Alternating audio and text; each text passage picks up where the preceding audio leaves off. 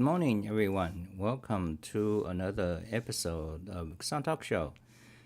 Today we are going to do Advent of Code 2024, Day 5. Fantastic. So I have cleaned up my code.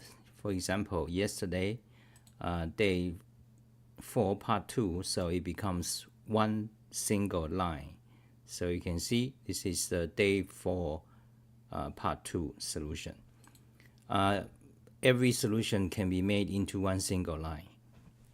So the Wolfram language solution is actually the shortest solution, including including those programming languages APL, J, and K. J and K are derived from APL. I believe they're like the new generation of APL. APL is very terse, but Wolfram language still beats them.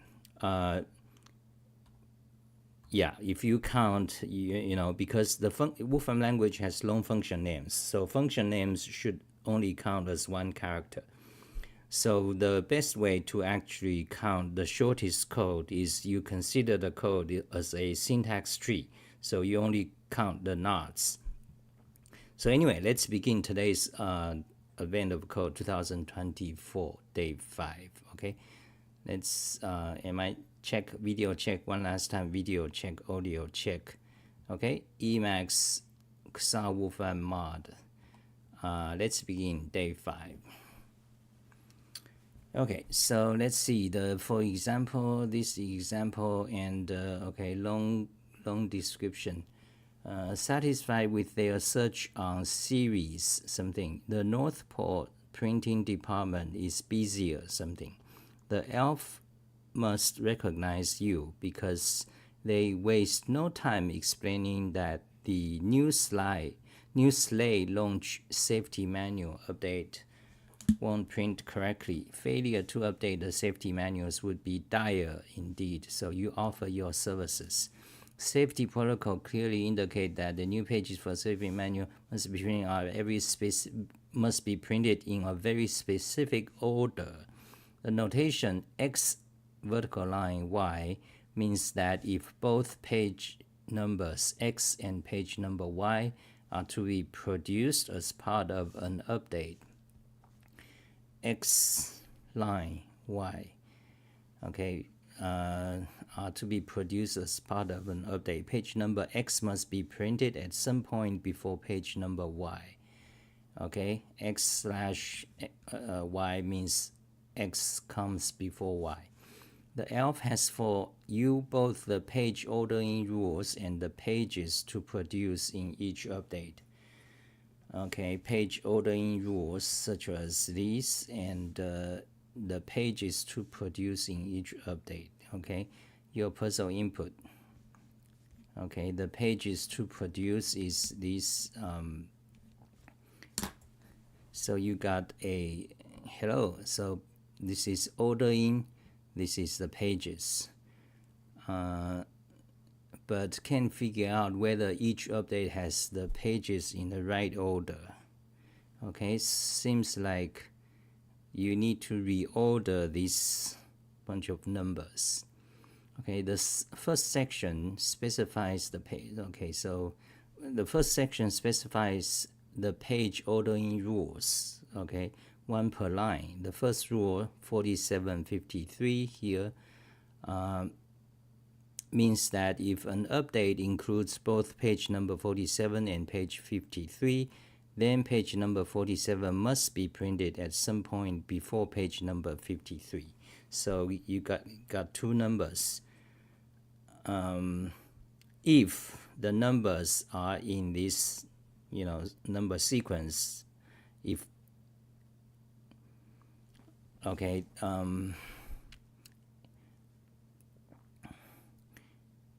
so if the numbers, both of them, are in this number sequence, then the first one must appear before the second one. Okay. The second section specifies the page numbers of each update. Because most safety manuals are different, the pages needed in the updates are different too. The first update 7547615329. Okay, that's one line. Means that the update consists of page numbers 7547. Okay. To get the printers going as soon as possible, start by identifying which updates are already in the right order.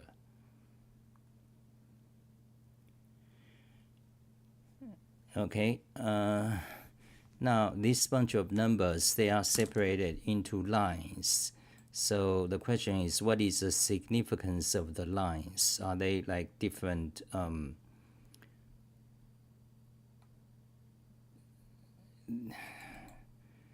so to get the printers going as soon as possible, I start by identifying which updates are already in the right order. Okay, so you got a bunch of lines. Each line seems to be independent of the other.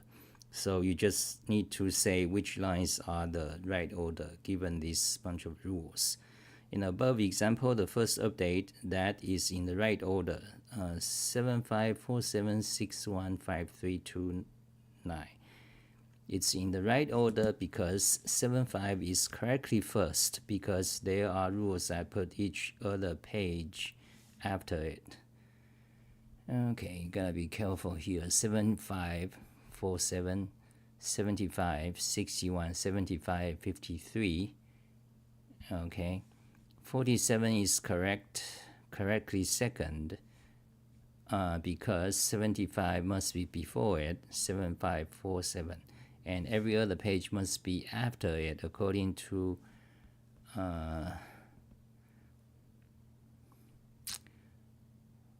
47. Okay, yeah, okay.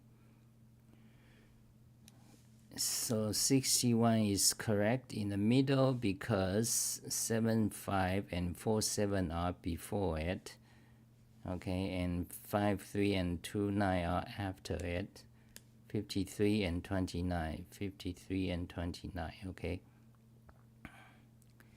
Then 53 is correct, fourth, because it is before page number 29, okay, 53, 29. Okay, let's look at how many occurrences is 53. It also appears here. So these pairs of numbers, they indicate that the first number must come before the second. Okay, now is it possible for these rules to conflict itself? Yes.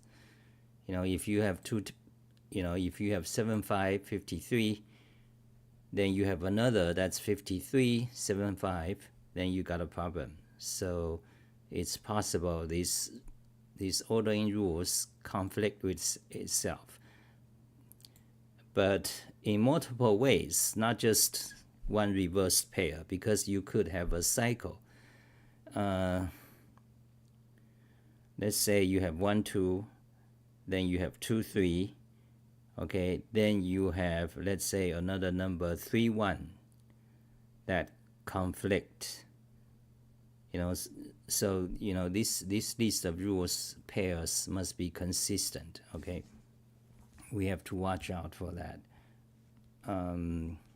Do we? I don't know, because the first update does not include some page numbers. The ordering rules involving those missing page numbers are ignored. The second and third update are also in the correct order according to the rules. Like the first, they also do not include every page number. Okay, so only some of the ordering rules apply within each update. Okay, the ordering rules that involve missing page numbers are not used. Within each update, the ordering rules that involve missing page numbers are not used.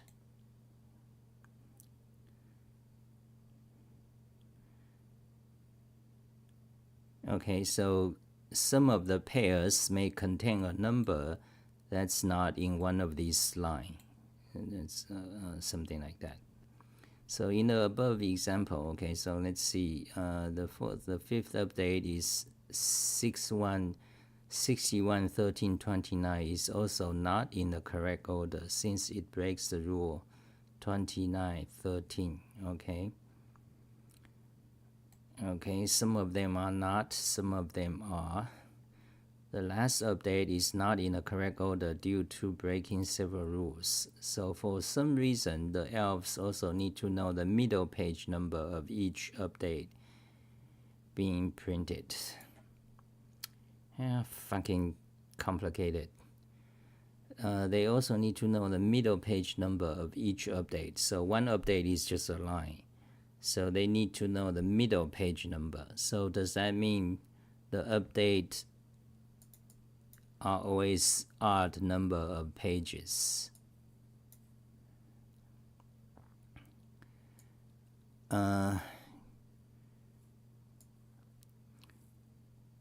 So let's see. Okay, so in the above example, the correctly ordered updates are these three, and these have middle page number of 615329. Okay, adding this page number together gives that number. Of course, you need to be careful. The actual list of page ordering rules is bigger and more complicated than the above example. Of course, determine which update are already in the correct order. What do you get if you add up the middle pages? Okay. So given a list of pair of numbers, and also a list of line, a sequence of numbers, a list of sequence of numbers. I mean several lists, several sequence of numbers. You want to determine which of these sequence is in the right order. Okay, so pick those. Then for each one, you pick the middle number. Then you just add it up. Okay, that's a problem. Let's solve it. Okay. Begin coding X input. This is a toy input. So let's copy. Let's begin to code Wolfram language. Copy. So this is actually two parts. I mean, you might have to do string split, so a short description. Given a list of pairs of numbers and given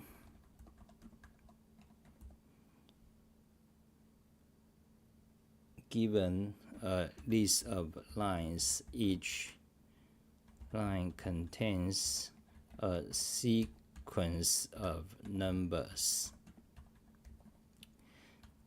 pair of numbers, pairs. Okay. Okay, so anyway, so you for each so we describe the problem. Meanwhile, this description also kind of give you the algorithm in one shot. You see, that's one of the, when you program, one of the major problem is to turn the problem, like typically it's fuzzy, you want to specify the problem into some kind of mathematical precision. You see, once you do that, if you are able to do that, the problem is already half solved.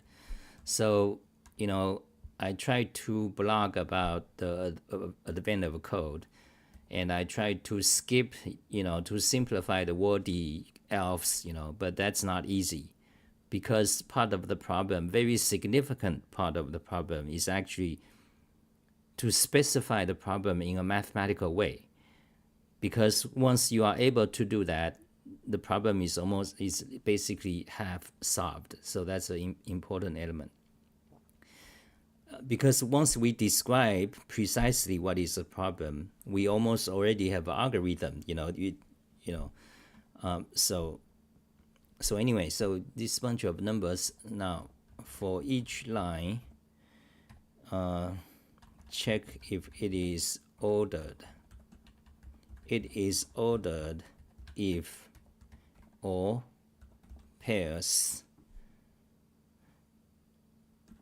if all numbers in the line that appears in the pairs are in the same order as the pairs. Okay. Now take the middle number of this line of all ordered all lines for each. Now we are running into a technical writing issue. You see, that's why I'm going about which way is the best way to describe the situation. So the way I would say is, for each ordered line, then for each ordered line, take the middle number, sum it up. This sum is the answer. That's the answer we need, okay? So what about the algorithm? So that's here we got a description. Now how do we start to do it?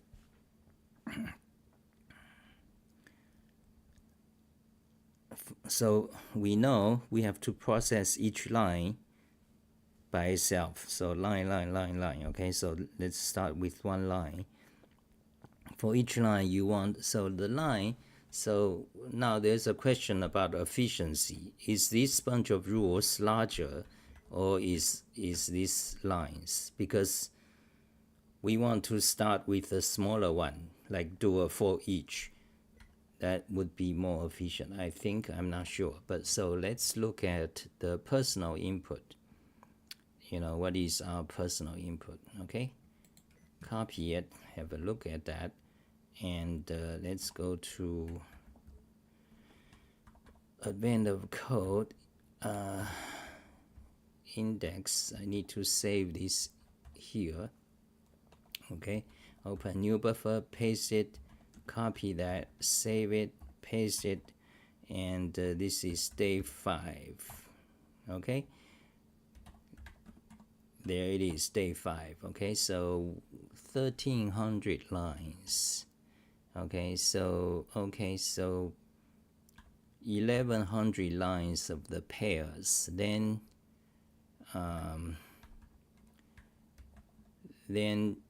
just 170 lines of numbers. Okay, so which one is?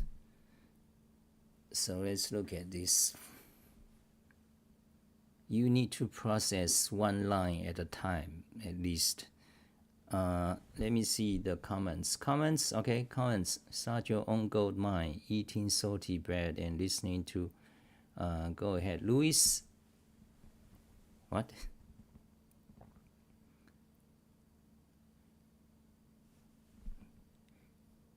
Go ahead, Louis. What?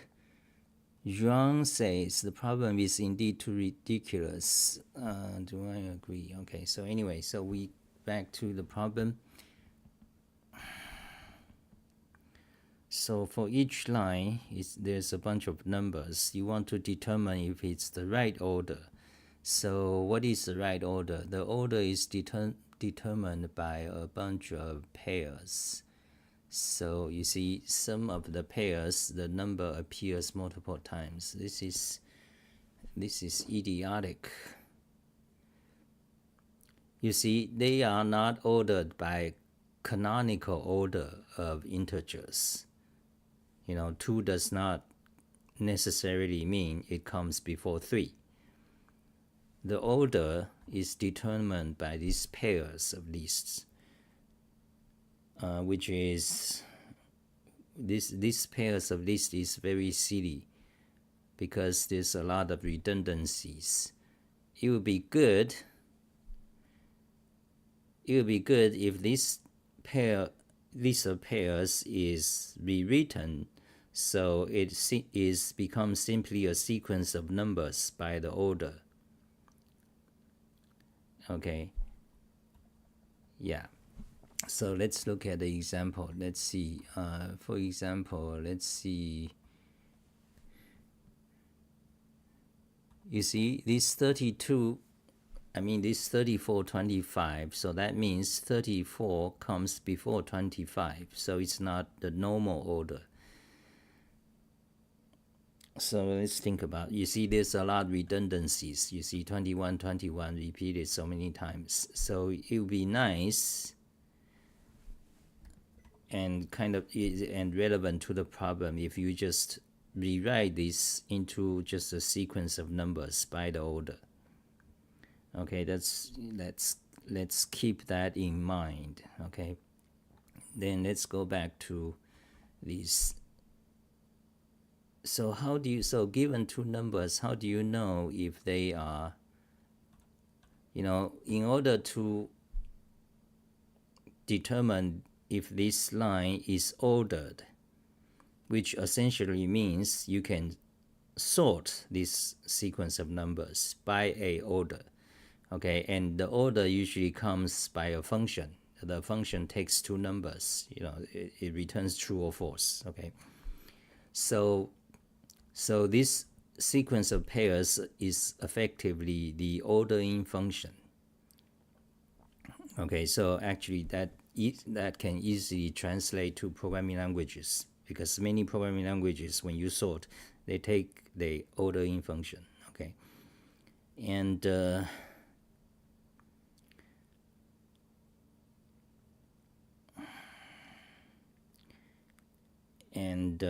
it's easy. Okay, it's easy to do. So let me just think about it. I'm already there. So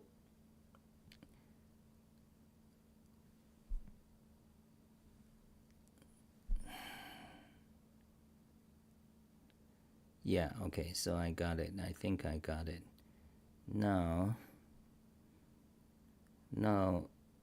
Now there's another requirement. The middle of the line, does that mean it's always odd number of odd number of total numbers in each line? I assume, but we have to check, but it's not trivial to check. Yeah, we can do it, but it take 2 minutes. But okay, so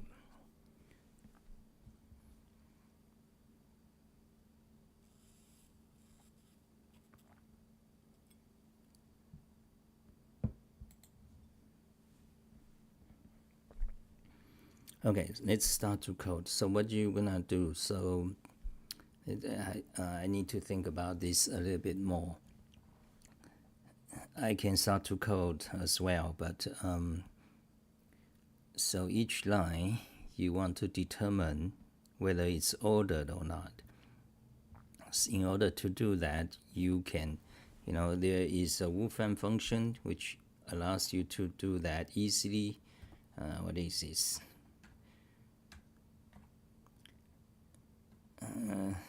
A Wolfram function you can simply call ordered. Okay, let's look up the documentation.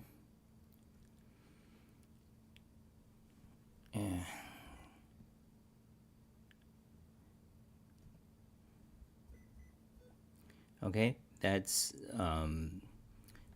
that will return either true or false. Okay, and P is the ordering function. Okay, P, we need to give the P function second parameter. And what does the P function do? The function takes two numbers, okay, and either returns 1, 0 or -1, or true, false. Okay. So 1 means E1 comes before E2. Okay. Okay, so this is a tricky mathematical issue. You see, some programming languages, their ordering function takes return value must be 3 possible values: 1, 0, -1. Some other functions is just true or false. Okay. But Wolfram accept both ways. So this is so simple. But how you want to do it? You want to order. Okay.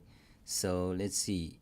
So we don't need to turn this into a sequence of ordered numbers. We can simply turn this list of pairs into a association list, or also known as dictionary and hash table.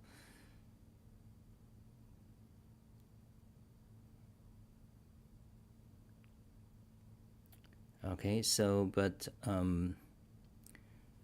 what about reverse? For example, let's look at 29. So is it true every second element in this pair also occur as the first element? Yeah,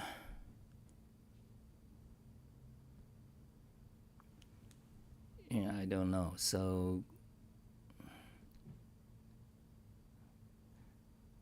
if we look at our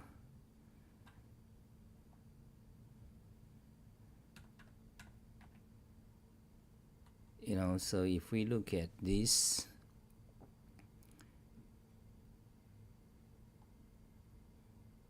oh god, this is there's like 1,000 of them. So if you look at 98, you see, so if we got a number,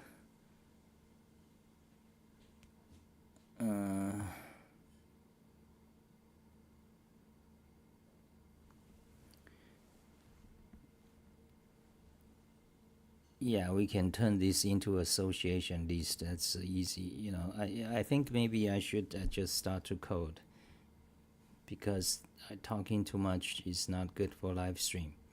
So let's begin, just start to code, okay? And worry about things later, okay? So let's just worry about one line, okay? So this toy problem, let's just worry about this one single line, this toy problem, okay? And ordered, and this needs to be an association, okay? Let's turn it into an association. I mean, a dictionary, okay? So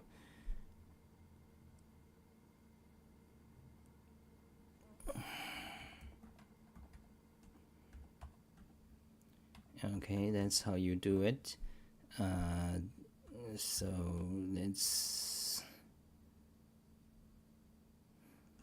So each number association, you can refer it to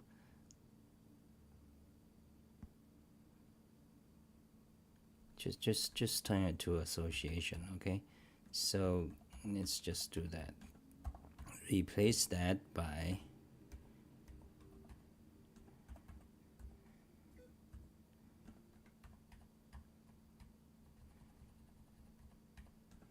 okay, and add a comma, okay, and basically cut that, okay, and you don't want the last comma, and so dictionary equals to that, and so if we have 29, so if we got two, you see, you got two numbers, okay? So usually, so here you got two numbers, function, let's write a function. This is the ordering function, okay? Ordering function takes two numbers and must return true or false. True means they are in order, false means they are not, okay? So the question is to write the function. And in order to write this function, the function will use this dictionary for efficiency. So since we already have pairs, so this function will return true or false. True means in order. So suppose given a number 29, it when given number, it will pick, let's say 7547. So is it true or false? Easy. If you find an entry of 75 and you find another entry of 47, then you know it's true. I mean, if you find the pair 7547, then you know it's true. There it is. You see, we actually found it. 7547. There is such a pair, so it's ordered. But given, let's say 4761, what you gonna do? 4761. There is also there. Fucking idiotic. Now what about 7561? 7561. It's also there. Fucking stupid. Oh, well, yeah, that's because what about if you have 6175? Okay. Then you don't have that entry, okay? Therefore, this pair of numbers is not sufficient for this function. So if you have a number 61, but you don't have an entry that's 75, so that means you need to use inference. So in other words, this sequence of pairs of numbers is not good. Okay, it's just not good. This sequence of pairs of numbers seems, it's seductive to programmers because it looks like, oh, you can just, that's just an ordering predicate function. But not really. Because if you are given a number 61 and 75, you cannot directly determine their order. You have to have inference. So in other words, this sequence of pairs, this set of pairs, you need actually, like we talked before, you need to turn them into just a sequence of ordered numbers. Okay, so we have to start to think about how to do that. Okay, let's make sure that is the right approach. 61 may or may not be there. And even if it's there, the second value may not be 75. So when the second value is not there, what do you do? What do? You have to... Yeah, it's very hard. You need some kind of more complete list so that you can compare any pair of numbers.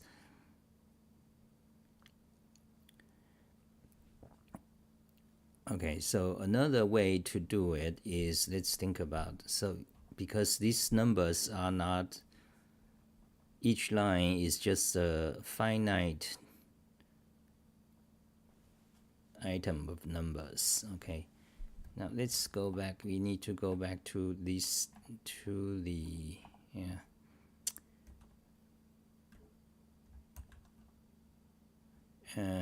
we need to go to the advent of code list. Okay, I mean the input. Okay, we forgot to grab the input. Copy it, close.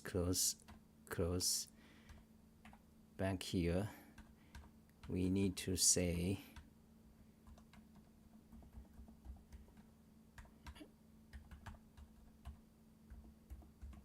x input equals to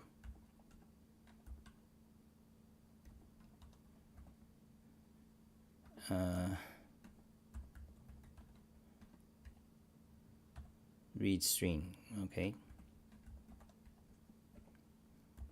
So we can easily refer to this. So if we go here, let's say each line is just finite.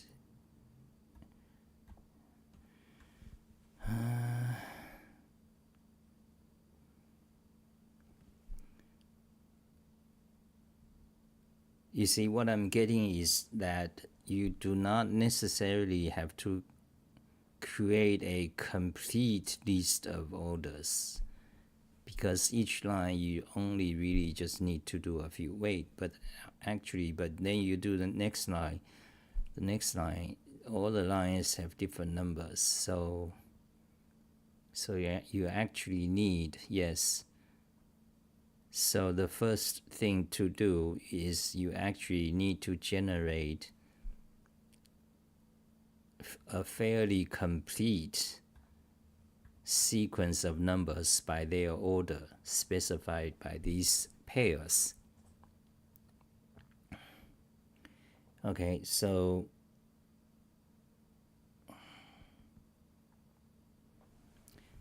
yeah, so we need to build that. God. Because this is what? This is day 5. Okay, day 5 is a bit complex. Cheers. This is coffee and eggnog with alcohol.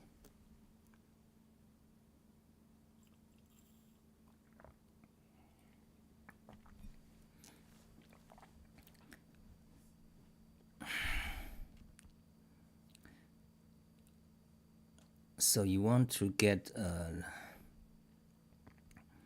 let's see, well,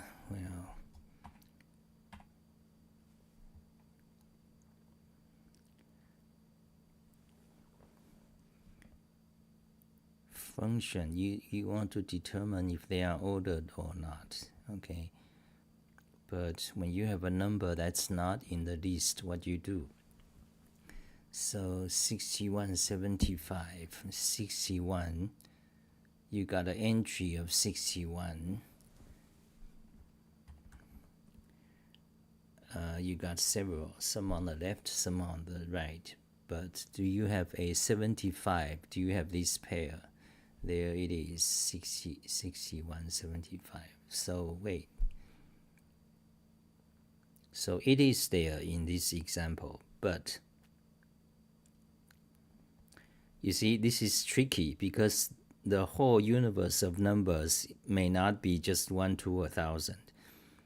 It may be missing, it's basically each of these number, you don't want to think of them as numbers. You want to think of them as just a thing. Like those numbers are just a label for the thing. So the all possible things is not just 1, 2, 3, 4, 5, and so on. It may be 1, 2, and 9, and 23, 24, 25, and 1,001. So the universal set is not just ordered sequence of numbers. So which means that this association appears to be, spotty, but it may actually be complete for these numbers. Yeah, okay, so it's getting more complex. So this is really, this about order theory. Order theory is a complete branch of mathematics. So yeah, let's focus on what to do. So 61, the first number, check if this pair. Okay, so the first issue,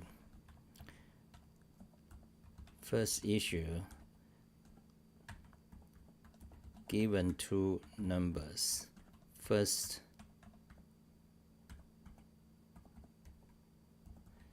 check if there is a pair of these numbers in the dict. Order does not matter. Order of the pair does not matter. Okay. Then if it's there, then it's easy. You know, if the order if the order is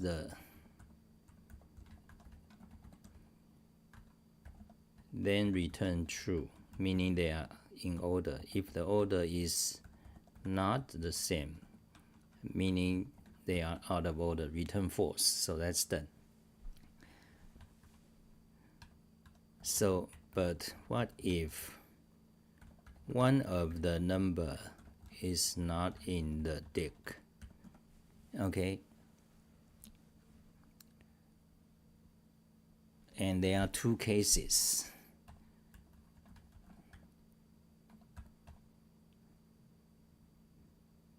The first number is in the key of dict,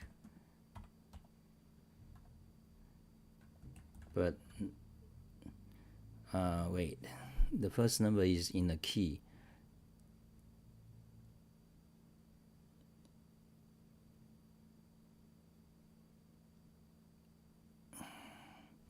The other case is the first number is in the value of a dict.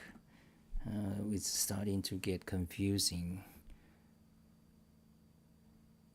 So what if one of the number is not the dict in the dict? So one of it is not. So there are two cases.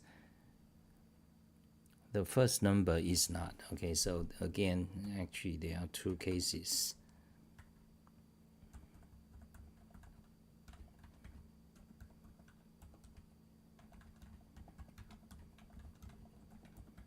Okay. Then the other case is the second number not in the dict, not in keys or not in values. Okay.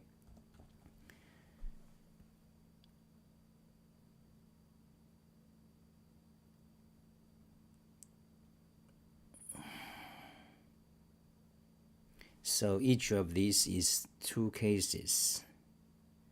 Okay, so let's just spec this out, because the first number not in the keys.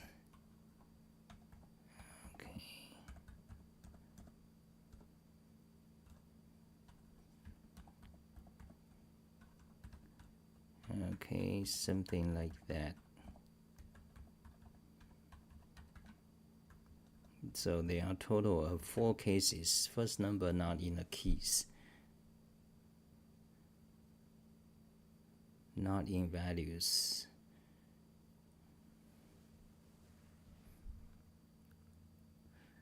So when the first number is not in the keys, however, it is in the value, what does that mean?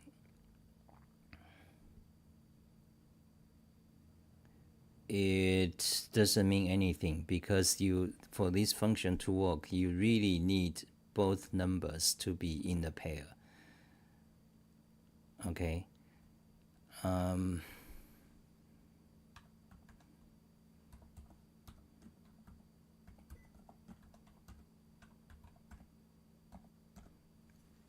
Okay.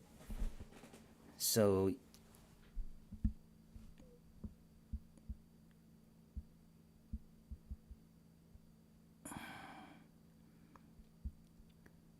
when one of these number is not in the key or value, then you cannot directly determine whether they are in order or not.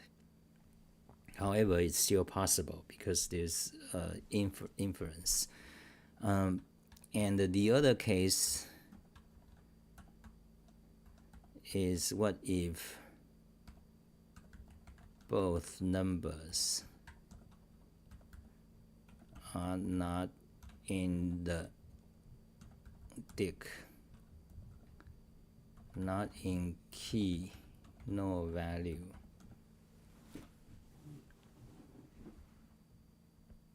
Then that's a problem. When this situation happens, there's an error with this problem. That means the event of code fucked up. What if both numbers, so given any two numbers from the line, both of them are not in the key or value? So that means we have no way to know whether they are in order or not. So that means the event of code fucked up. Okay.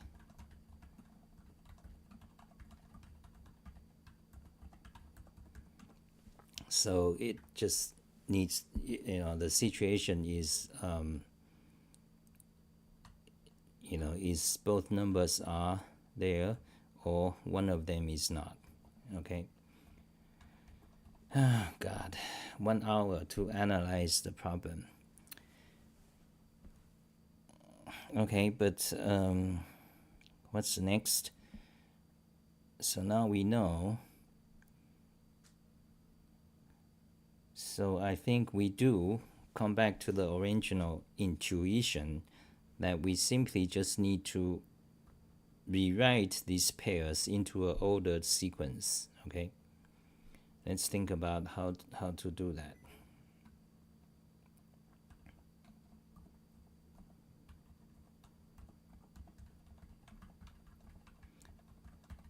Rewrite the given list of pairs into a sequence of ordered numbers. That way, given any two elements, we can tell if they are in order by comparing their indexes. Okay, so we need to turn these pairs of numbers into just an ordered sequence. That would,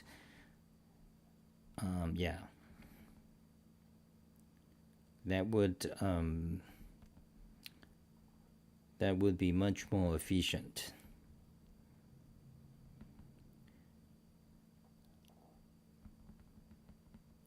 Yep. So okay, so you see this is tricky because it's, it's possible both of the numbers are not in the pairs at all. So that means event of code fucked up, but actually not, because that line containing both of these non-existent numbers, you can just say it's not ordered. So it doesn't count. So when you write code in C or C++, you got mysterious errors. Okay, so back to this. Any comments, questions? Okay, so you need to turn this into just a sequence of numbers. Okay, let's think about how to do that.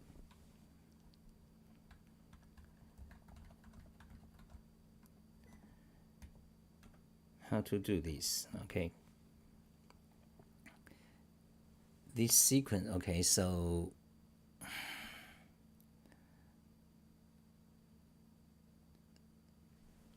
start with each pair, then you just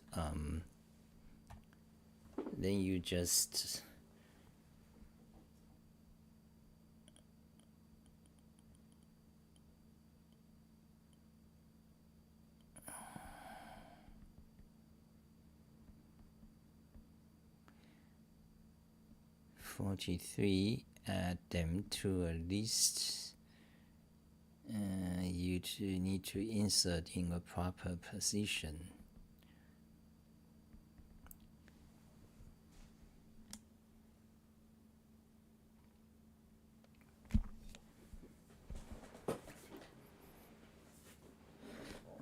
Uh,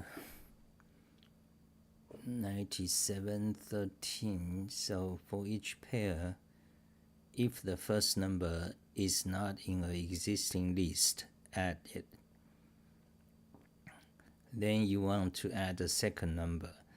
So the question is, where do you insert it? You insert it just right after the first number. Okay, so the first step, we have a list of 47 and 53. Then second step, 97, is it already there? No.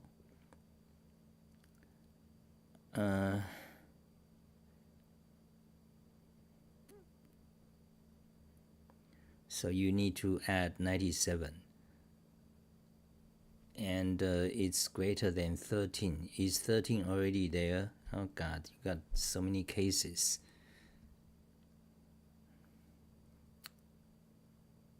So if 13 is already there, then it matters. The 97 must come before 13.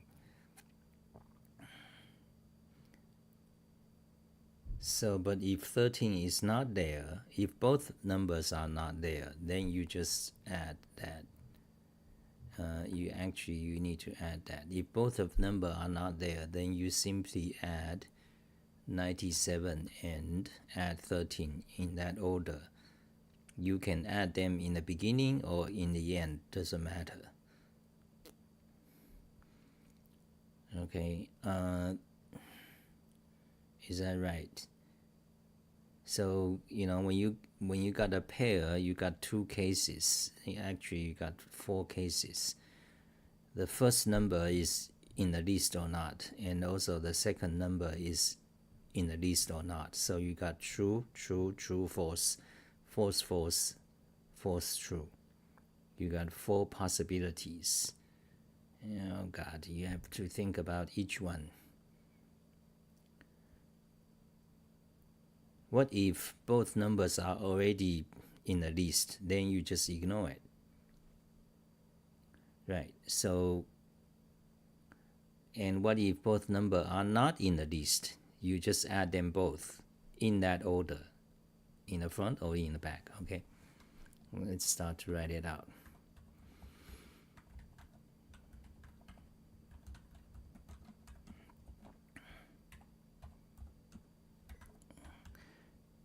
Given a pair AABB, check if both not in the list, add both in the order AABB, in front or end. Okay,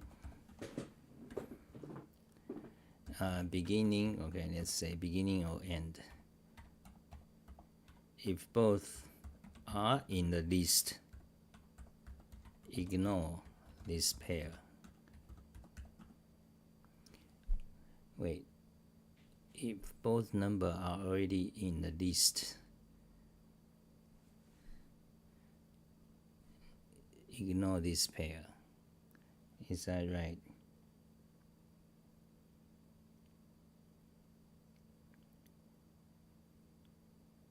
Oh, wait, not ignore. You cannot ignore.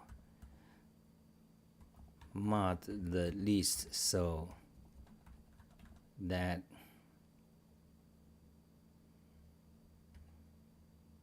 they are in the same, so that these two, so that AABB in the list is the same order as the pair. That is, swap them if needed. Okay, if AA is in the list but not BB, then what you do? AA is in the list but not BB, so that means add BB. Where do you add it? You add it after AA.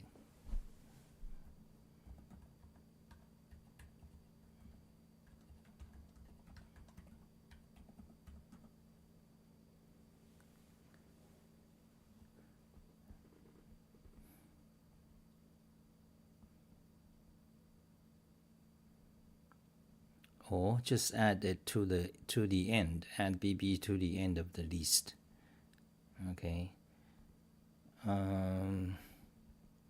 You see, now there's an efficiency issue because when you have this list, you need to arbitrarily insert items in the list or swap two elements. And in different programming languages, you need different data structures for it. So it's not universal. Alternatively, you can use a hash table to represent this ordered list. In that case, the value of the hash table will be like a floating number.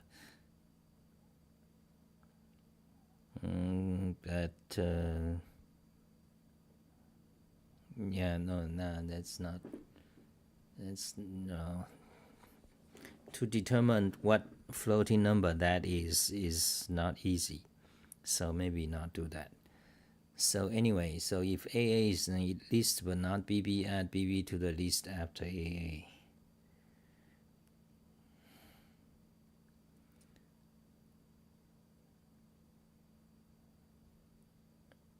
AA is in the list but not BB, so add. So A comes before B. BB is not in the list, so you can just add it. Okay. So if AA is not in the list, but BB is, add AA to the list before BB, okay?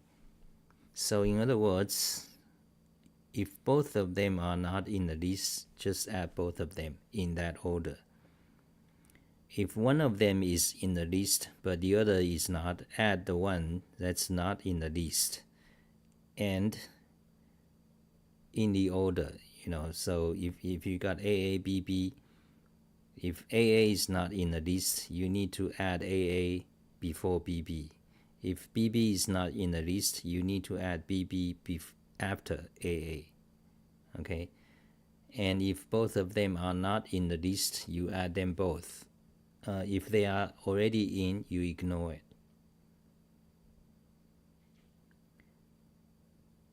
Or either ignore it or double check if they are in order. Okay.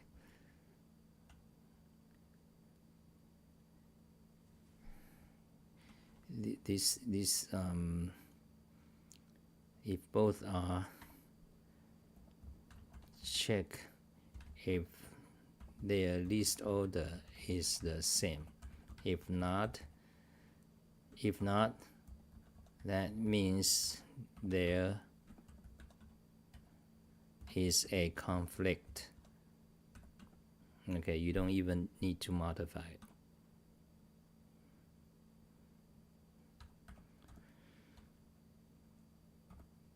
Okay, so you got 4 cases.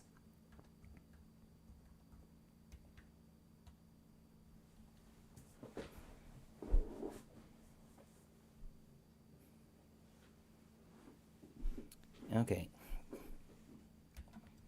So after you do this, then you got a sequence of numbers that is in the order given, specified by the pairs. That's right.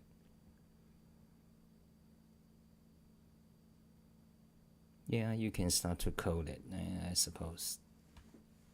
So, okay, let's comment this out.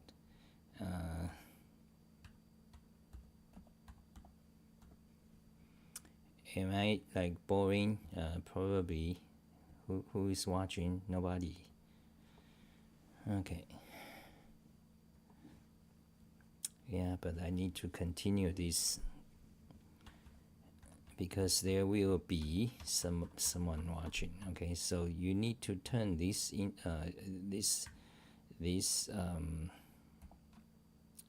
okay, let's start.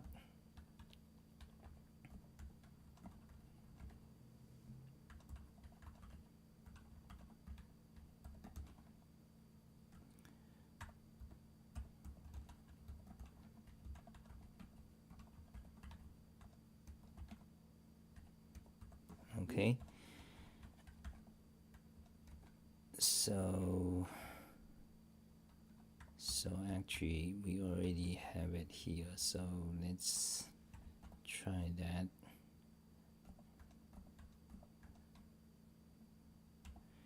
Okay, something like that actually. Let's just say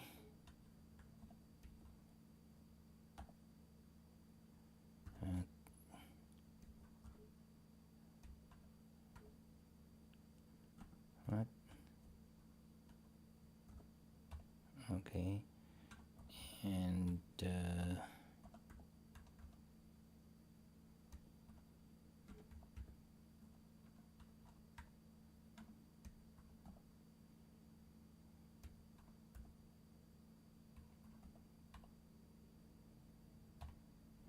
okay, we got a list of pairs like that, and this is not association anymore, so this is just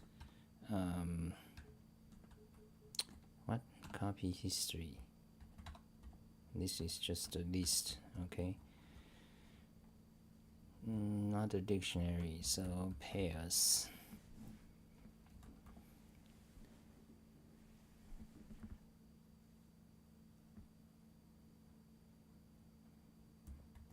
Map pairs, map a function to pairs, and you need to define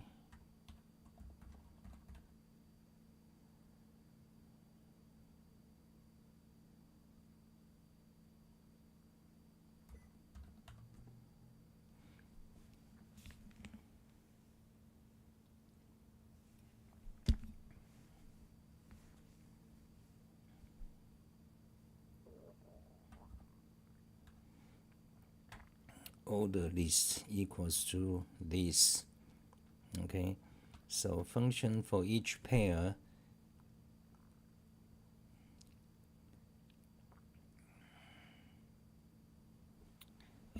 God.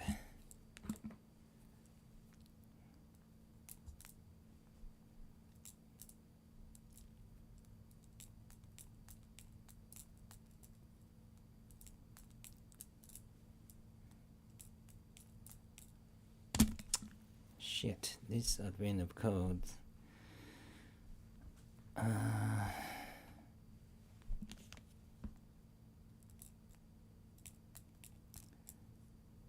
Ordered list. So you see, in Wolfram language, it's fairly costly if you keep creating new list or append or prepend to it or insert,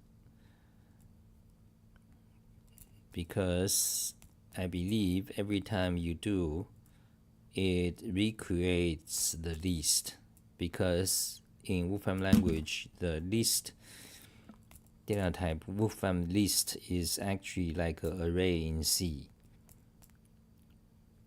At least that is the case in the 90s and 2000s. I don't know if today they optimized it. They must have in some special cases, but in general, I don't think you can determine, how the list is used. So to avoid appending or prepending or inserting elements into a list, you can God, this is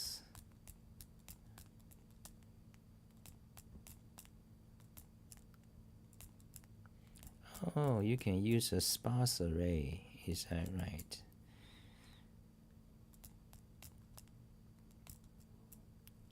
No. Oh God.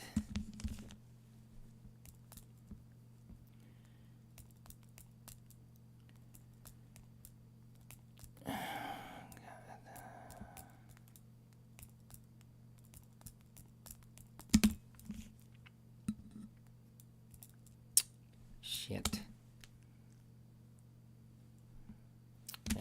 God, God, we get into the situation where I'm kind of tired. 1 hour. Yeah, you see, but this list is long. Let's think about, did I do something wrong? Is it, or maybe actually all the pairs you possibly want to compare is in the list? No, not likely. In the pairs, no.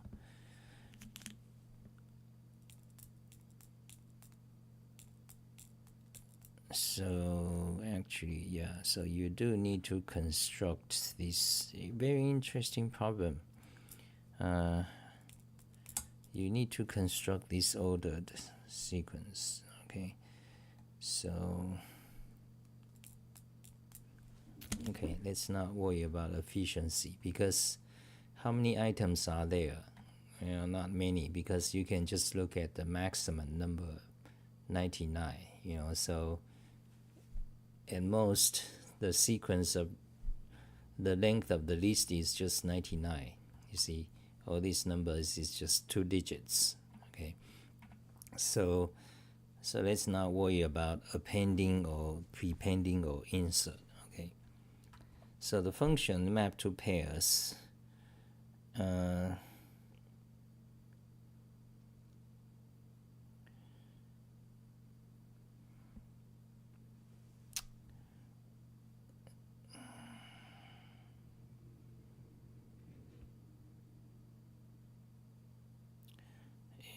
you have to determine. Then the other thing is you have to determine if an element is in a list.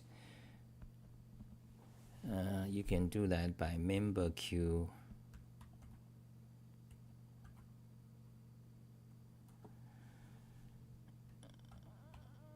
Okay, so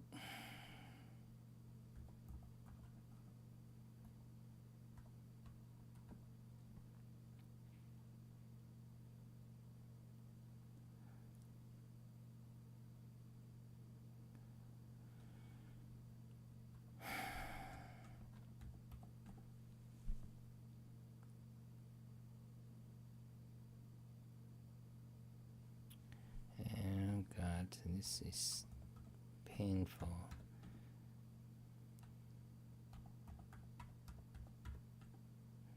So there are 4 cases here.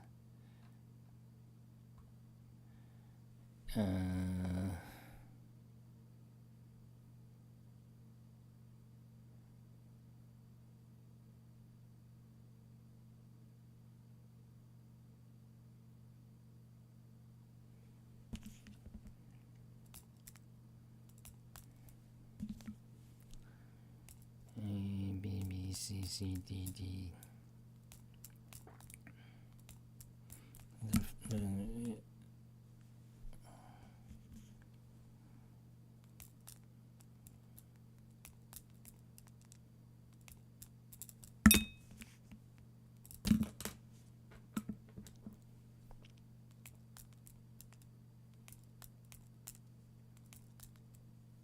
Yeah, I want a break. Oh God.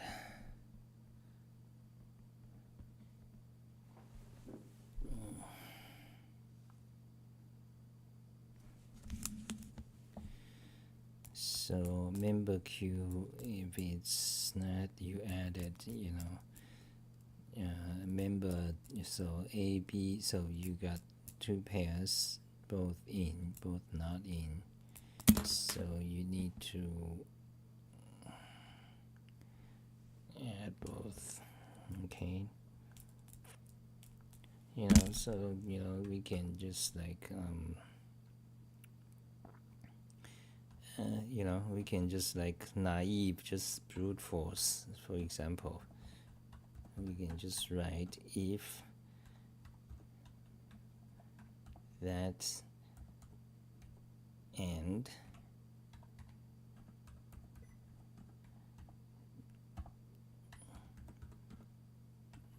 if both are in, actually there are 4 conditions, okay? true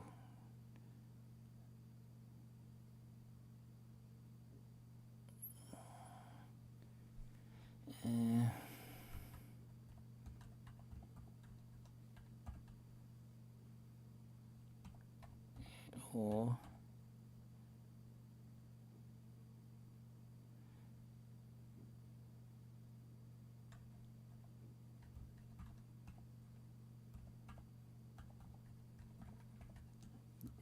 we can do that. Then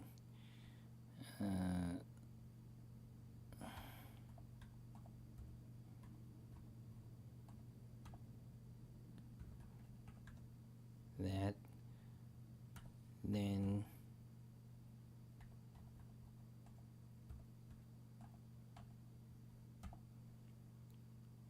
that, and kind of like ugly.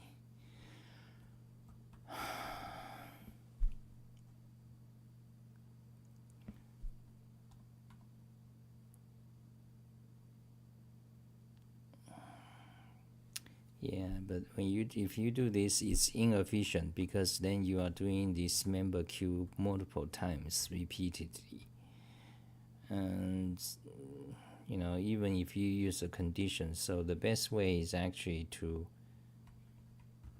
do this and do this. Then you don't need the rest. Okay, you need to a local variable then. Fuck it.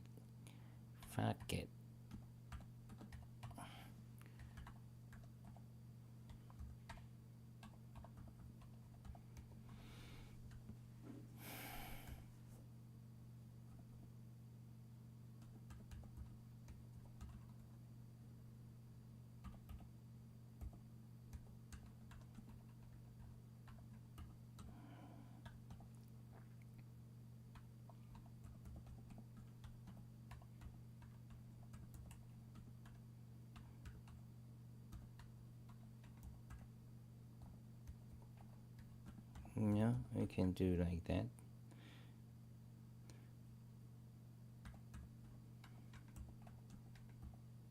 Like local variable, okay? Width is local constant, so A exists and BB exists. Yeah. Then what? Then you just got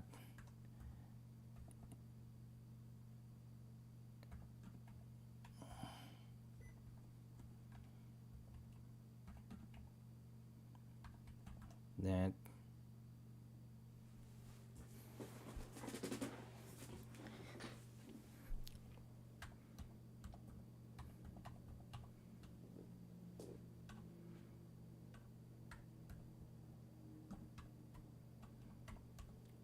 Ban. Okay, you got this ban variable. Ban means not. Ban is a shortcut for not. And ban. So you got 4 conditions. Okay, what do you do with these conditions? And which of these conditions is more common? Because you want to put the common case first. That will improve efficiency because you don't want to test a bunch that doesn't. Little concerns, little petty efficiency concerns. Okay, so but anyway, this you got this. So if both exist, something like ignore. Yeah.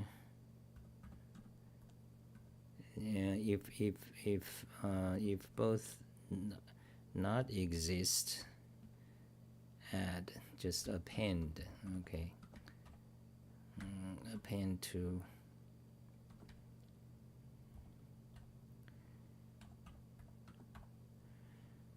to what is the order x element. Okay, x element. Okay, so append to what is the x order list. Okay, element is what is the element?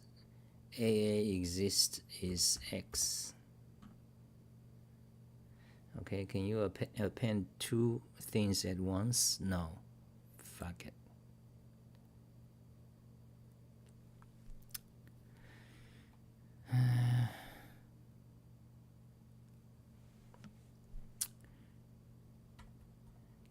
Okay.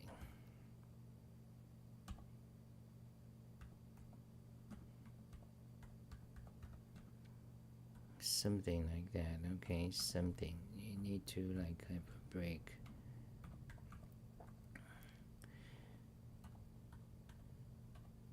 So if both not exist, then append and append. Okay.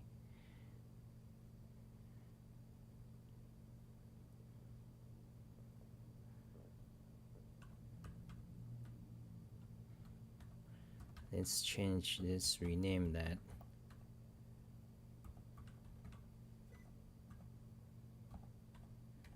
Order sequence, shorter and more semantically correct. Okay, so if both not exist, append.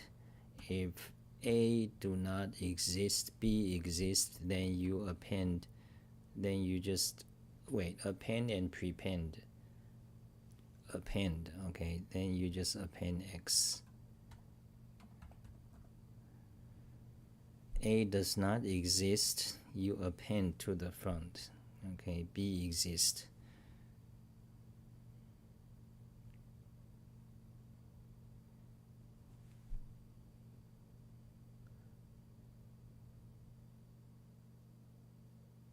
Wait, not ignore here. Check order. If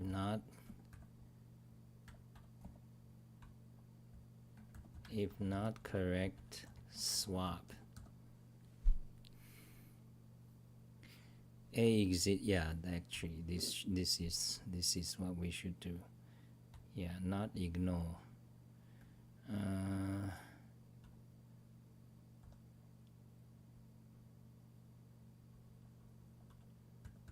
Swap, not conflict. Swap. Okay.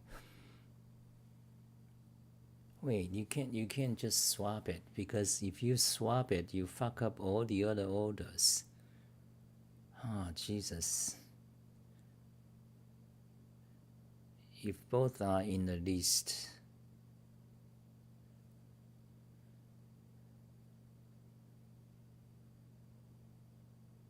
you cannot swap it.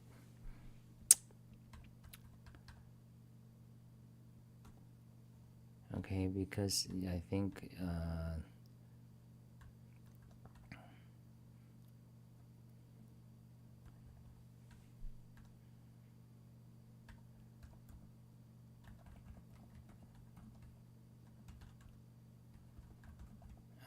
so.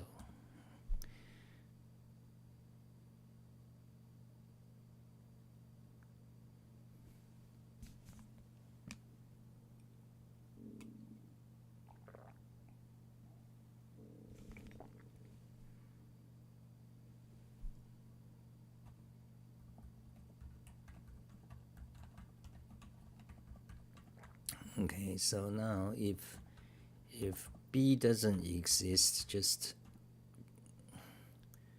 prepend, append. If B doesn't exist, append. If A doesn't exist, prepend. Okay.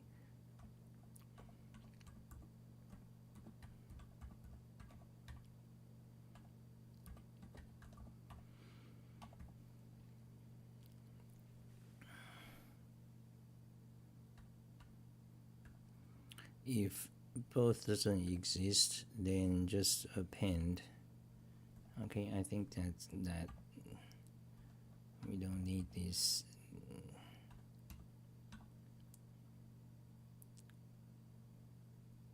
Yeah, I think so. So this member queue we don't need, clean up. So we are constructing the order sequence, okay?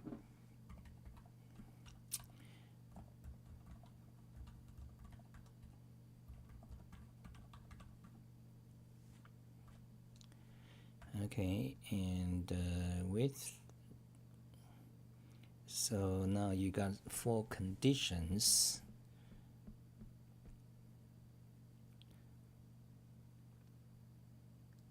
Okay, and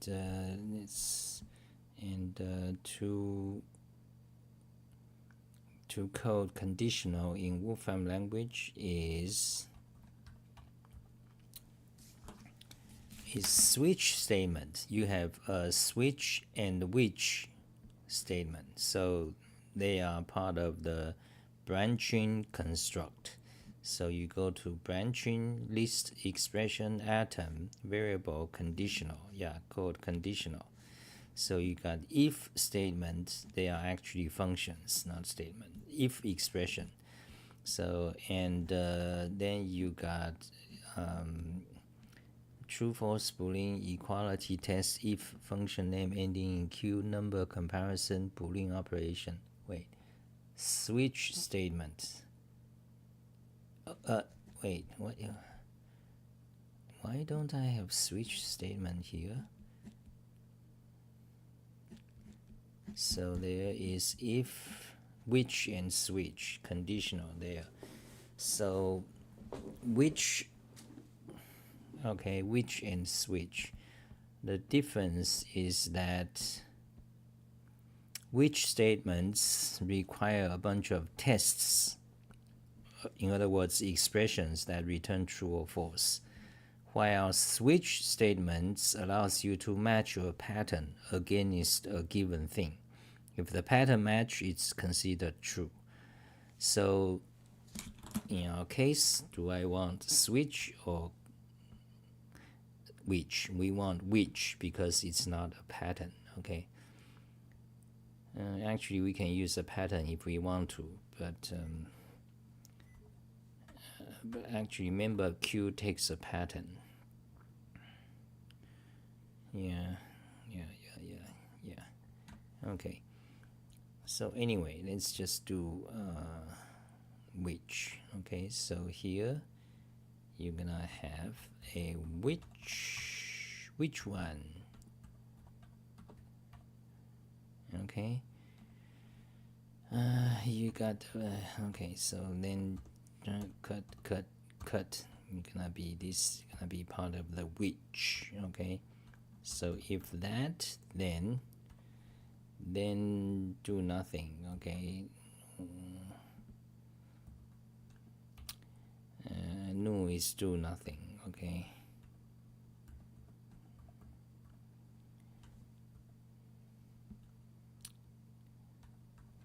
Okay. Now if that, then you do that. Okay. So if B doesn't exist, you add B, which is the Y append. Append is the bottom. I mean the, yeah. So if A doesn't exist, you prepend. Okay. Then if both does not exist, you do both of them this. Okay. So I think that clean up. Okay, so you got kind of now. We are making progress. Not too bad. Yeah, but those people finished the problem in 5 minutes. No comments.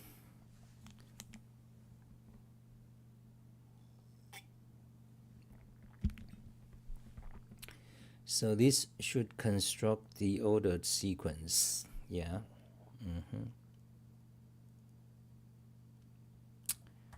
Can we run it? Let's see what sequence do we get.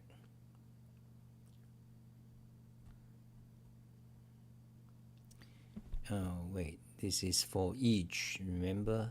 Oh, forgot. So this is just one loop. You're gonna do this for each. Oh god. So this map this function to these pairs, and what the function do? The function will do this thing. Okay, so xy is the argument.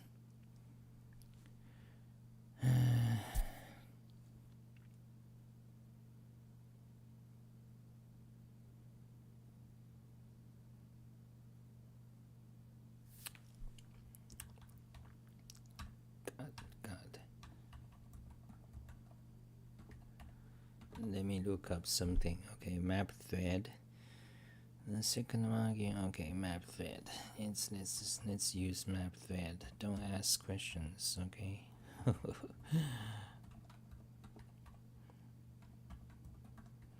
This is easier. Okay. So anyway, so function xy.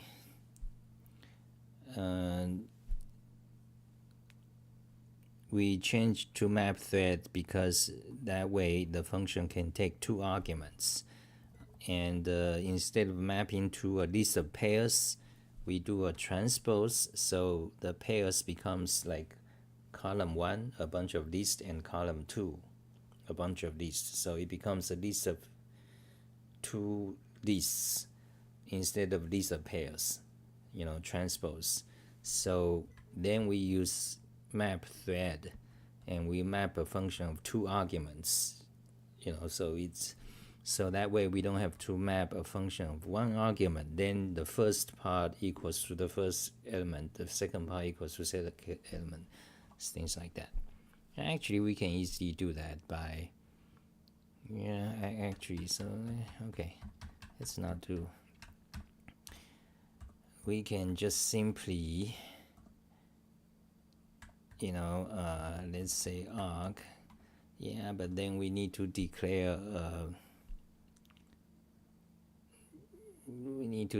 a variable, then okay, so let's do map thread. Okay. So convenient, Emacs. Okay, so map thread, this is a function, this function, and this function takes two arguments, xy. X is the AA, and let's rename them. Let's just rename them AA and BB, so it's more consistent.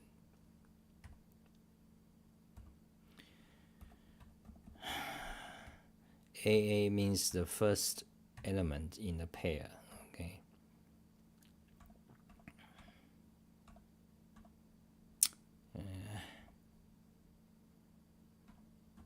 Wait.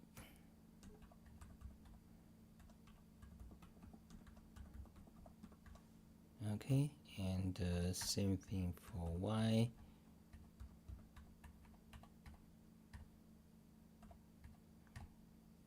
That's why I always like to use variable names that's unique identifier, so you don't have the problem of sieving through English words. So anyway, if AA exists, BB exists, then which AA exists, BB exists. This case is a special case. Actually, we need to check later. B doesn't exist at append B. A doesn't exist, append A. Oh, this case must come before. Okay, so this case needs to come before.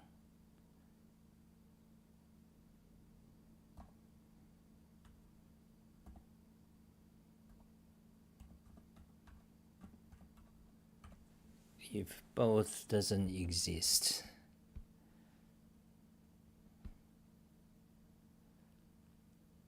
it doesn't matter. Okay, so let's just run the code. Let's see what happens. I'm getting tired. Okay, we got that. Well, the new is do nothing.